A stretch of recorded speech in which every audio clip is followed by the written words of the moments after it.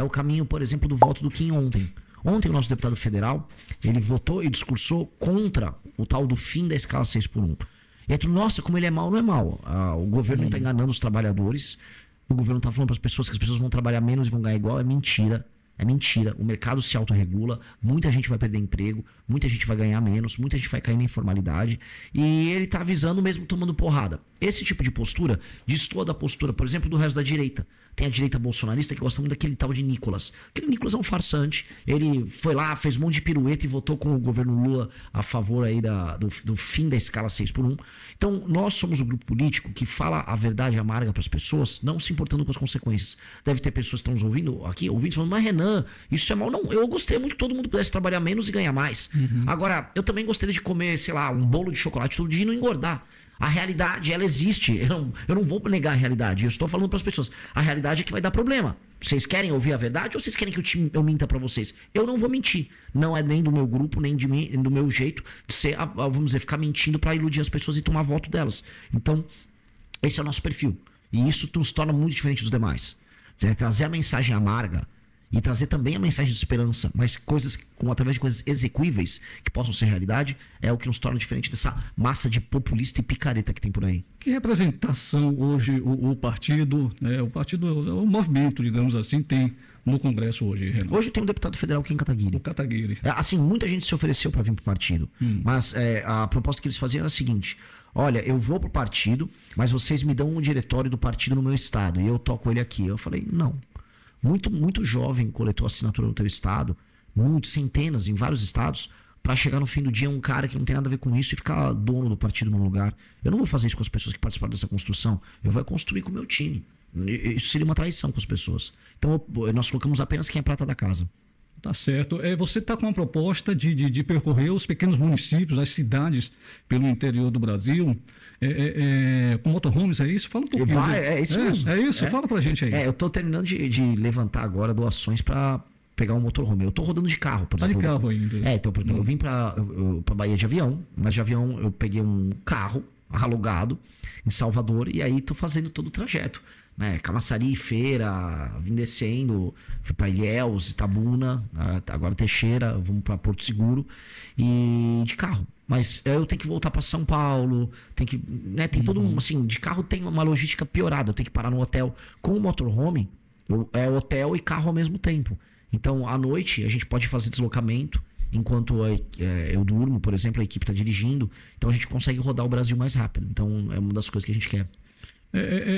Na marcha dos prefeitos que aconteceu em Brasília, o senhor defendeu que a distribuição de recursos federais, né, para as cidades, essa distribuição deve ser baseada permanentemente em metas de desempenho econômico e social. Né? Esse radicalismo é muito bom, exatamente isso. Exatamente. Na prática, como fazer isso? Muito simples. Imagina o seguinte, a gente está aqui em Teixeira de Freitas.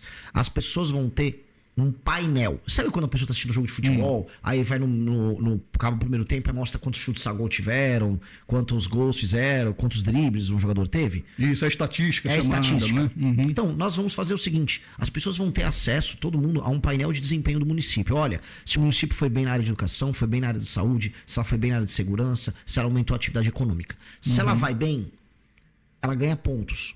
Através desses pontos, o município se qualifica para receber não só emendas dos deputados para os projetos que melhorem os índices, mas o prefeito também pode concorrer à reeleição. E aí a cidade tem mais recursos. Se o município vai mal, vai ser colocado um comissário na cidade. Esse comissário ele vai fazer a gestão para recuperar o município, mas o prefeito ele perde os direitos políticos e não pode concorrer à reeleição.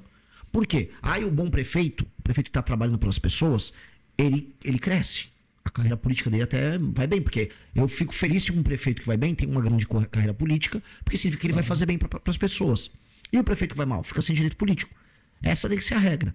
E aí, qual é o critério? Muitas vezes, o eleitor não sabe avaliar. Às vezes o eleitor vota numa pessoa porque gosta dele, porque ganha um dinheirinho do político, porque o político dá um cargo. Agora não, vai ser objetivo o critério. Olha, o prefeito que está indo bem, ele está indo bem porque o PIB da cidade era X, agora é X vezes 2.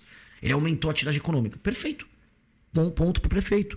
Nós temos que trabalhar por isso. Nós temos que trabalhar para ter critérios muito claros de avaliação que façam com que a vida das pessoas melhorem. Limpeza urbana, saneamento básico. Imagina se esse for o critério. Vai melhorar tanto, porque o prefeito vai ficar com medo de perder o direito político dele se ele não deixar a rua limpa, se ele não arborizar as ruas, se os alunos não estiverem indo bem na escola. Tem que ser assim. O prefeito tem que ter medo de mal. Me chamou a atenção o fato de meu filho, de 19 anos de idade, né, ter me perguntado: pai, o senhor conhece, já ouviu falar no Renan Santos, candidato a presidente? Falei: já. Mas até então superficialmente, né, Renan? Ele começou a me dar uma aula de quem era o Renan Santos, das propostas, inclusive citou a proposta para extinguir gradualmente as favelas no Brasil, né, dentro de um prazo de 30 anos. Aí eu, não, meu filho, como é que ele vai fazer isso? Ele falou lá do Rio de Janeiro se transformar lá em Independente. Como é que é isso, Nossa, Renan? mas seu filho não, é sério. Seu filho está por dentro de tudo. E aí depois, é isso que vai fazer a gente ganhar a eleição. E aí depois me mandou um vídeo, né, seu falando sobre o tema. Que proposta é essa de acabar com as favelas, Renan? Primeiro, sim, parabéns pelo teu filho, tá? E pessoas como teu filho vão fazer a gente vencer as eleições. Eu falo com toda tranquilidade. Ninguém tem a militância mais engajada e mais inteligente do que a nossa. Capaz de falar de propostas. Ele não tá falando pra você, vai no Renan porque o Renan é legal. Não, ele tá no detalhe. E essa é a nossa diferença pros demais. É por isso que a gente vai vencer a eleição. Desfavelização é o seguinte: nenhum país sério, as pessoas moram em favelas. Nos Estados Unidos chamam de slums, né, favela.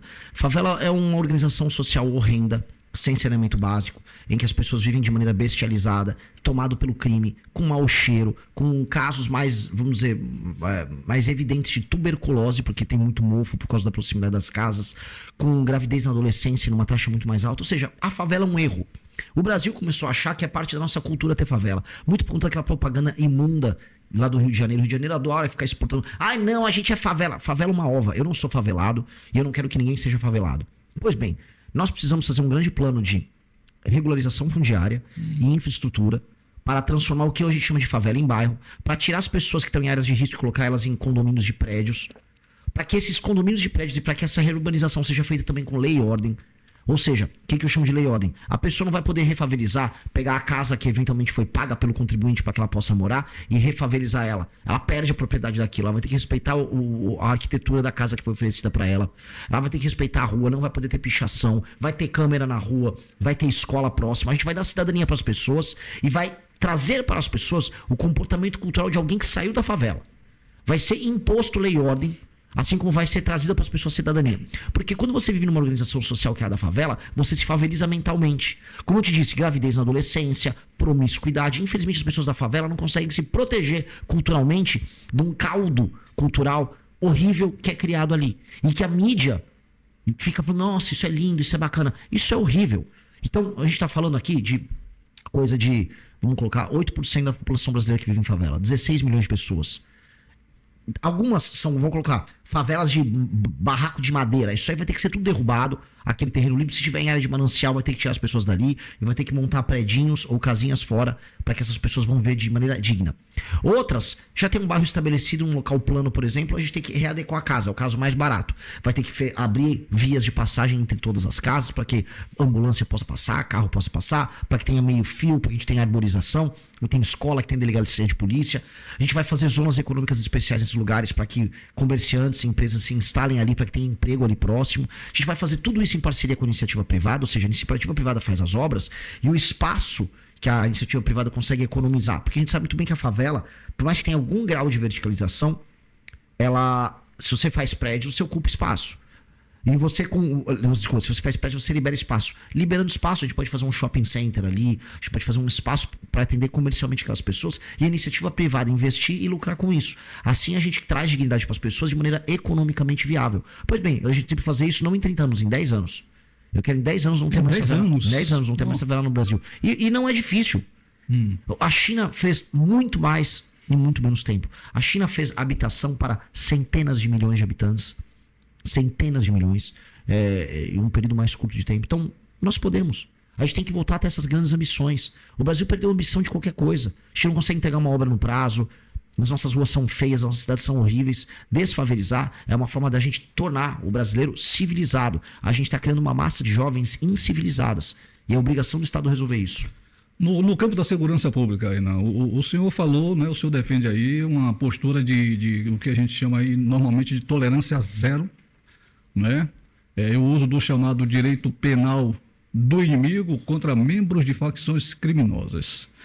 Você está numa cidade, Teixeira de Freitas, um estudo recente, saiu nesta semana, Teixeira de Freitas ocupando no ranking de violência, de mortes violentas no Brasil, a gente ocupando aqui a 12ª colocação. Nossa, eu não sabia que Teixeira estava nessa situação. No ranking nacional. A cidade de Porto Seguro, não sei se você já passou por lá, aparece nesse mesmo ranking na 8ª colocação.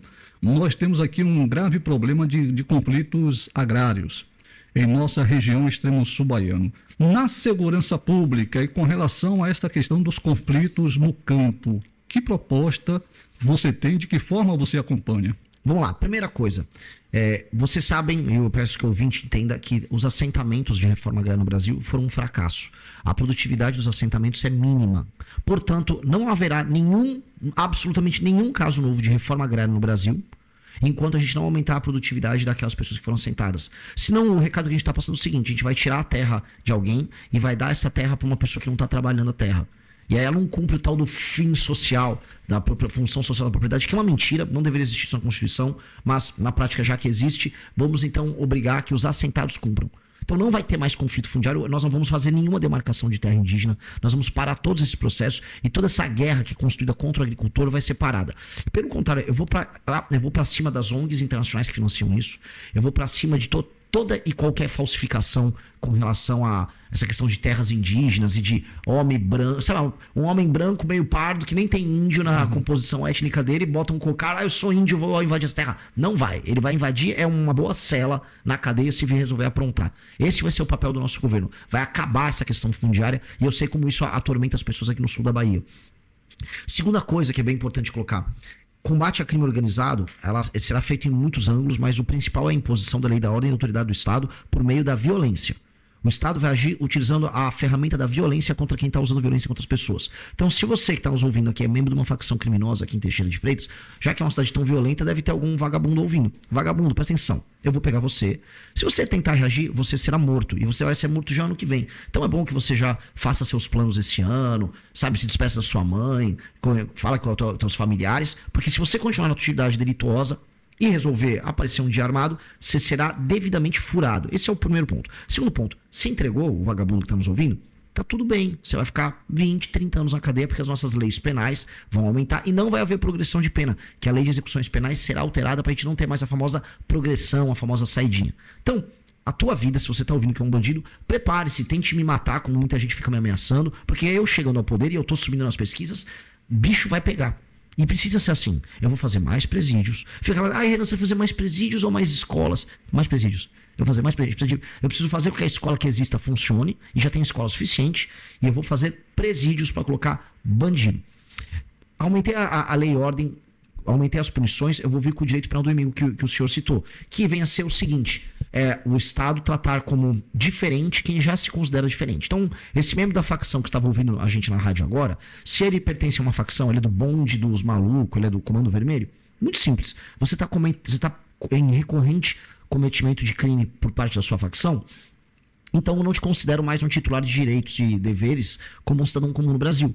Você não tem a presunção de inocência, se você nunca terá progressão de pena, todos os crimes que você cometeu são inafiançáveis, e se um policial te viu na rua e te identificou, você não tem audiência de custódia, você não tem nada de ser levado na hora para o presídio. Na hora. Assim funciona o direito penal do inimigo. A pessoa que se coloca como elemento de um grupo de exceção será tratada como exceção. E nós vamos te tratar dessa maneira. Então, o bicho vai pegar, porque aí eu consigo destruir o crime organizado muito mais rápido. O Estado passa a ter ferramentas para destruir o crime organizado que ele nunca teve antes. E essas ferramentas eu vou trazer. E aí as polícias, junto com o Ministério Público, junto com o governo federal, nós vamos para cima. E aí, se há qualquer cidade que está tomada pelo crime, ela será devidamente retomada pelo Estado. Eu soube que Porto Seguro, veja só, o Monte Pascoal, onde o Brasil foi descoberto, ele já tem símbolos do Comando Vermelho, de facções. Ou seja, as facções tomaram um símbolo nacional e o pedaço de lixo que é o atual presidente da República, o Lula, permite isso. Isso é humilhante para nós brasileiros. O Brasil tem que ir lá e retomar. O Lula não retoma porque o Lula é vagabundo, o Lula é malandro. O Lula e o partido dele são amigáveis com o crime organizado. Eu não serei, eu vou retomar o Monte Pascoal, eu vou retomar o sul da Bahia, assim como vou retomar todas as áreas tomadas pelo crime ao redor do Brasil. Bom, o senhor acabou de citar então o presidente Lula, né, o que o senhor pensa dele. Do pré-candidato do PL, Flávio Bolsonaro, da família Bolsonaro, Aí eu aproveito e pergunto ao senhor, já que é um tema recorrente, é o reconhecimento do PCC e Comando Vermelho como grupos terroristas. Sua posição? É o direito penal do inimigo que eu falei. O direito penal do inimigo dá um status especial. O fato Mas reconhecer oficialmente? Não é que assim, isso não faz diferença. Isso é uma forma da gente explicar para as pessoas que um grupo terrorista tem um status especial diante da legislação. Ou seja, se você é membro de um grupo terrorista, claramente você vai ser tratado, vamos dizer, com muito mais gravidade pelo Estado. E tratar uma facção criminosa nesse sentido é necessário.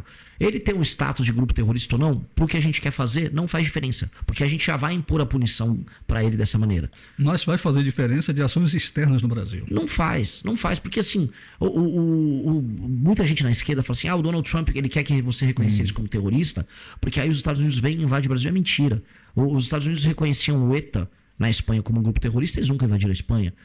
Os Estados Unidos reconhecia, sei lá, o Sendero Luminoso, aqui na América Latina mesmo, como um grupo terrorista, e também nunca invadiu, acho que o Peru. Mesma coisa com... vou dar um exemplo, falei o ETA no País Basco, o IRA na Irlanda. Ele não invadiu. Então, o Brasil fica com a opção de ter um auxílio americano. Eu não quero auxílio americano. Não quero. Acho que quem tem que derrotar o crime organizado no Brasil são os policiais. Os policiais brasileiros estão enfrentando esses caras há décadas. Eles querem ter a honra e o prazer de eliminar esses caras do mapa, e eu vou dar para eles essa honra e prazer.